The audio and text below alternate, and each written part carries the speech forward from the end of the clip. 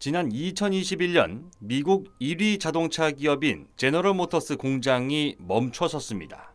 포드를 비롯한 다른 자동차 공장도 생산 중단 사태를 맞자 잔뜩 화가 난 조 바이든 미국 대통령은 손에 작은 물건 하나를 들고 나타났는데요. 그 물건의 정체는 반도체였습니다. 반도체는 사실상 전기를 사용하는 모든 제품에 들어간다고 봐야 할 만큼 문명의 필수품으로 자리매김했습니다. 인텔로 대표되는 미국의 반도체 산업은 1980년대까지는 세계 1위를 차지했지만 일본에게 추월당했고 이제는 한국이 일본을 추월했습니다. 지난 2021년 삼성전자는 반도체 사업에서만 94조 원가량의 매출액을 기록하며 3년 만에 인텔로부터 세계 1위 자리를 되찾았습니다.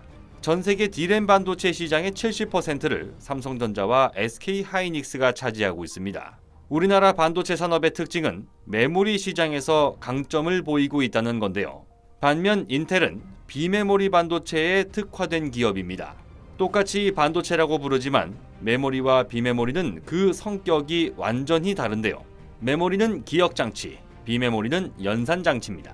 다시 말해 메모리 반도체는 두뇌 역할을 할 수 없고 비메모리 반도체는 데이터를 기억하거나 저장할 수 없다는 겁니다.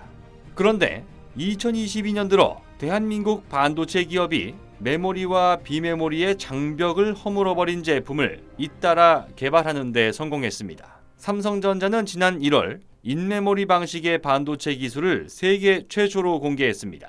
사람의 뇌를 닮은 반도체라고도 평가받은 인메모리 반도체는 쉽게 말해 메모리에 연산 기능을 더한 겁니다. 기존 컴퓨터의 데이터 처리 방식은 두뇌 역할을 하는 중앙 처리 장치가 명령을 내리면 메모리에서 CPU로 데이터가 이동해 연산 과정을 거친 뒤 다시 메모리로 옮겨져 모니터를 통해 출력되거나 기록 장치에 저장됩니다.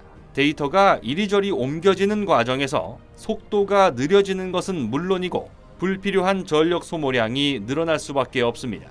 하지만 삼성전자에서 지난 1월에 공개한 인메모리 기술은 CPU에서 메모리로 명령이 전해지면 메모리 내에서 자체적으로 데이터를 처리하고 그 결과만 다시 CPU로 보내는 방식입니다. 이렇게 되면 데이터가 오가는 과정이 생략되기 때문에 전력 소모량은 줄이면서도 속도는 더 빨라지게 됩니다.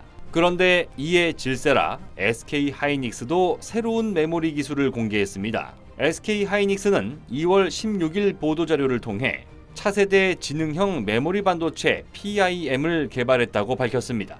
PIM은 프로세싱인 메모리의 약자로 메모리가 연산 기능까지 수행한다는 것을 뜻합니다. SK하이닉스 또한 마찬가지로 메모리는 데이터를 저장하는 역할에 그친다는 한계를 벗어나기 위해 차세대 반도체 개발에 몰두해 왔는데요. 삼성전자에 이어 한 달 만에 SK하이닉스도 연산 기능까지 수행할 수 있는 차세대 메모리 반도체 개발에 성공한 겁니다.